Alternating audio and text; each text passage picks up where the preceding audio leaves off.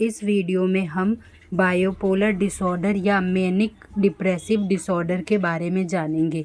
Bipolar disorder, जिसे manic depressive disorder भी कहा जाता है, एक मेंटल डिसऑर्डर है जिसे बायोपोलर अफेक्टिव डिसऑर्डर या मैनिक डिप्रेशन के नाम से भी जाना जाता है। ये एक तरह का मूड डिसऑर्डर है जिसमें पर्सन को एक या एक से ज़्यादा ऐसे एपिसोड्स होते हैं जिनमें उसकी एनर्जी का लेवल, सोचने की एबिलिटी और मूड एबनॉर्मेलिटी हाई होता है। इसके साथ या बिना डिप्रेसिव एपिसोड्स के ऐसे हाई मूड को मैनिक एपिसोड कहते हैं, और अगर ये मेजर हो तो इसे हाइपोमेनिया कहा जाता है। जो लोग मैनिक एपिसोड का एक्सपीरियंस करते हैं वे आमतौर पर डिप्रेशन एपिसोड या सिम्टम्स का भी एक्सपीरियंस करते हैं, या कभी कभी दोनों एक साथ भी हो सकते हैं। इसे मिक्स्ड एपिसोड कहते हैं। इन एपिसोड्स के बीच पर्सन का मूड नॉर्मल हो सकता है, लेकिन कुछ केसेस में डिप्रेशन और मैनिक सिचुएशन तेज़ी से एक दूसरे से बदलती है, जिसे रैपिड साइक्लिंग कहा जाता है। इधर एपिसोड का मतलब है कि आप डिप्रेशन का या एक्साइटमेंट का फीलिंग एक्सपीरियंस कर सकते हैं। अब बाइपोलर डिसऑर्डर के बारे में जानते हैं। इसमें मैनिक यानी एक्साइटमेंट और डिप्रेशन यानी सैडनेस सिचुएशन का बार बार आना देखा जाता है। इस साइकिल को डिस्क्राइब 6th सेंचुरी में भी किया गया था, लेकिन क्रैपलिन नाम के साइंटिस्ट ने 1899 में मैनिक डिप्रेसिव इंसैनिटी टर्म का यूज़ कर इसे क्लियरली डिफाइन किया। उन्होंने इसे एक ऐसी कंडीशन बताया जिसमें डिप्रेशन और मैनिक एपिसोड के बीच नॉर्मल पीरियड ऑफ टाइम होते हैं। बायोपोलर डिसऑर्डर को ट्रेडिशनली डिप्रेशन से कम कॉमन माना गया है और इसका इलाज भी बेहतर माना जा रहा है। पहले ऐसा माना जाता था कि डिप्रेशन बायोपोलर डिसऑर्डर की कंपैरिजन में 5 गुना ज़्यादा होता है, लेकिन हाल की रिसर्च इस बात से एग्री नहीं करती। ये रिसर्च बताती है कि डिप्रेशन और बायोपोलर डिसऑर्डर एक दूसरे से काफ़ी मिलते जुलते हैं। इस कन्फ्यूज़न का एक कारण ये भी है कि डिप्रेशन को लंबे समय से ज़्यादा आम माना गया है, जिसकी वजह से कई बार बायोपोलर डिसऑर्डर से सफ़र करने वाले लोगों को गलत तरीके से यूनिपोलर डिप्रेशन के रूप में डायग्नोस कर दिया जाता है।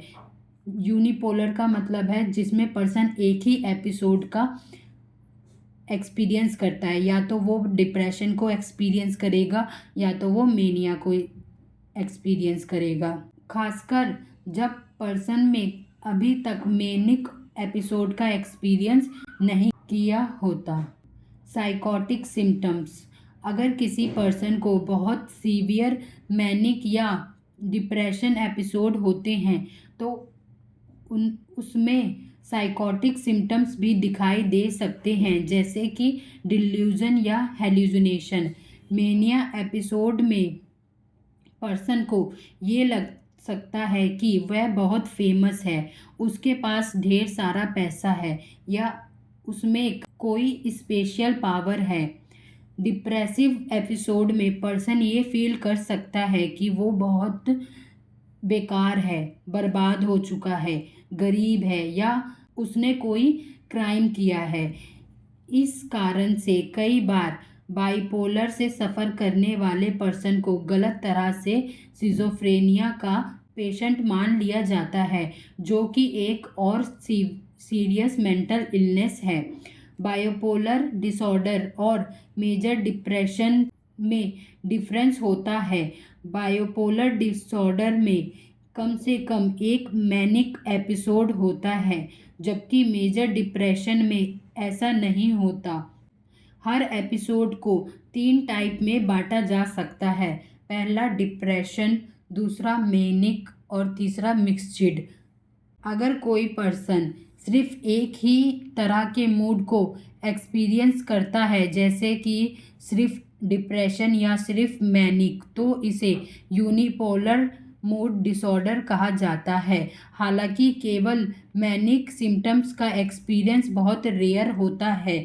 ज़्यादातर यूनिपोलर डिसऑर्डर वाले लोगों में डिप्रेशन से सफ़र करना देखा गया है। बायोपोलर डिसऑर्डर तब कहा जाता है जब पर्सन में डिप्रेशन और मैनिक एपिसोड दोनों बराबर होते हैं। पर्सन का मूड एबनॉर्मली बहुत हाई यानी मैनिक या हाइपोमैनिक या बहुत लो डिप्रेसिव होता है और पर्सन के डेली लाइफ और वर्किंग लाइफ को अफेक्ट करता है। अब इसके पहले उसको जानते हैं डिप्रेसिव एपिसोड को। डिप्रेसिव एपिसोड में वह सारे सिम्टम्स इंक्लूड होते हैं जो मेजर डिप्रेशन में देखे जाते हैं, जैसे डिप्रेस्ड मूड या किसी भी चीज़ में इंटरेस्ट ना लेना, साइकोमोटर रिटार्डेशन, सैडनेस और गिल्ट की फीलिंग, नींद और भूख में बदलाव, डिल्यूजन ऑफ गिल्ट, अपने आप को क्रिटिसाइज करना या अपने आप को गुनहगार मानना, कभी कभी हेल्यूसिनेशन भी हो सकते हैं।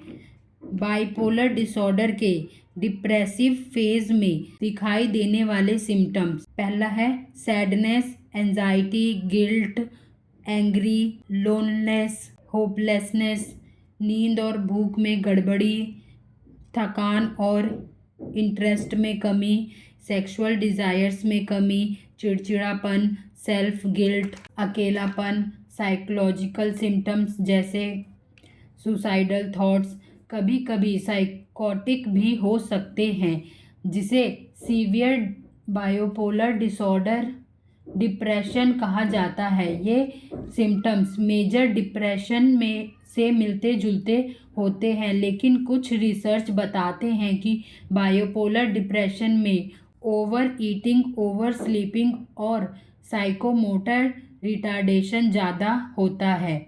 अब इसके मैनिक एपिसोड को जानते हैं। मैनिक एपिसोड यह वो कंडीशन है जिसमें पर्सन कम से कम एक वीक तक लगातार ज़्यादा एक्साइटमेंट, हैप्पीनेस या चिड़चिड़ा मूड का एक्सपीरियंस करता है और उसमें इनमें से कम 3 सिम्टम्स दिखाई देते हैं।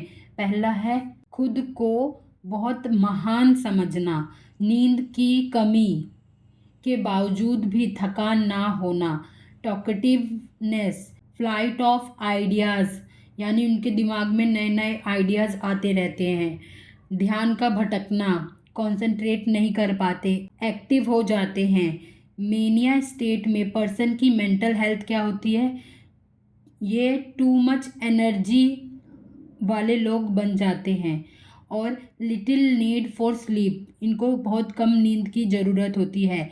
बातों की रफ्तार तेज हो जाती है, मतलब जल्दी जल्दी बोलते हैं, आइडिया बहुत तेज़ी से आते हैं, difficulty in concentrating, decision making ability become weak, shopping spring या अनयूजुअल बिहेवियर जैसे जोखिम भरे काम करने लगते हैं। और अदर बिहेवियर में सब्सटेंस अब्यूज़ जैसे अल्कोहल, ड्रग्स ये सब कंज्यूम करना शुरू कर देते हैं। एग्रेसिव या इंट्रूसिव बिहेवियर शो करने लग जाते हैं, खुद को महान समझने लगते हैं, समझते हैं कि उनको एक मिशन मिला हुआ है, स्पेशल मिशन पे वो आए हैं और उनकी सेक्सुअल डिज़ायर भी इंक्रीज़ हो जाती है। रिस्क एक्टिविटी क्या होती है इसमें होता है वो जुआ खेलने लगते हैं, खतरनाक खेल, अनसेफ सेक्स करने लगते हैं, बिना सोचे समझे काम करना या रंग बिरंगे कपड़े पहनना, अथॉरिटेटिव स्टाइल ऑफ स्पीकिंग, नई नई साउंड्स को जोड़कर यूनिक वर्ड बनाना जैसे क्लंगी एसोसिएशंस। मैनिक पर्सन की सोच में गड़बड़ियाँ, ये बार बार टॉपिक बदलते हैं, खुद को नॉर्मल से बेहतर समझना, किसी भी तरह की क्रिटिसिज्म या नेगलेक्ट पर एग्रेसिव हो जाते हैं, इसी तरह की कंडीशन में पर्सन खुद के लिए या दूसरों के लिए खतरनाक हो सकता है। अब इसके हाइपोमेनिक एपिसोड को जानते हैं। हाइपोमेनिक या मैनिक एपिसोड का एक मेजर रूप होता है जो कम से कम 4 दिनों तक चलता है और पर्सन के नॉर्मल मूड से क्लियरली रूप से अलग होता है। ये एक माइल्ड से मॉडरेट लेवल का मैनिक मूड होता है। पर्सन तेज बोलना, एक्सेसिव एक्टिविटी और नींद की कमी ज़रूर होती है।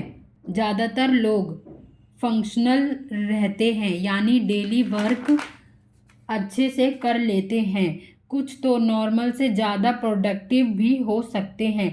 कुछ लोगों में क्रिएटिविटी बढ़ जाती है, जबकि कुछ में चिड़चिड़ापन और डिसीजन मेकिंग में कमजोरी देखी जाती है।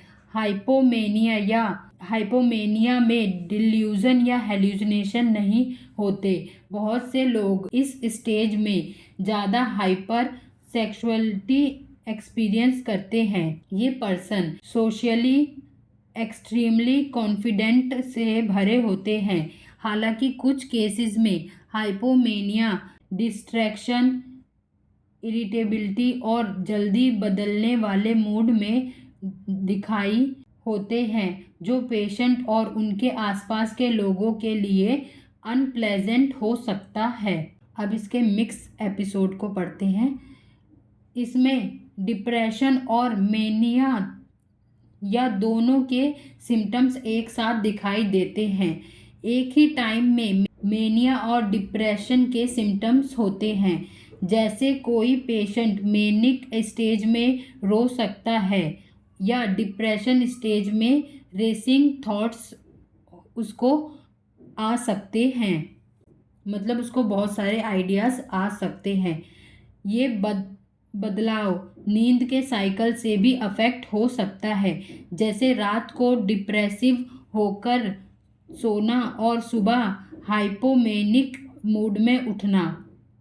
सिम्टम्स का मिक्सचर, चिड़चिड़ा मूड रहता है, रोते हैं, नींद की कमी होती है, रनिंग थॉट्स आते हैं, सुसाइडल थॉट्स भी आ जाते हैं, कभी कभी कंफ्यूज्ड डिसीजन लेने में प्रॉब्लम होती है। इस कंडीशन को डिस्फोरिक मेनिया भी कहा जाता है। यह स्टेज बहुत चैलेंजिंग होता है क्योंकि पर्सन एक साथ ज़्यादातर इरिगेटिक और ज़्यादातर दुखी फील कर सकता है।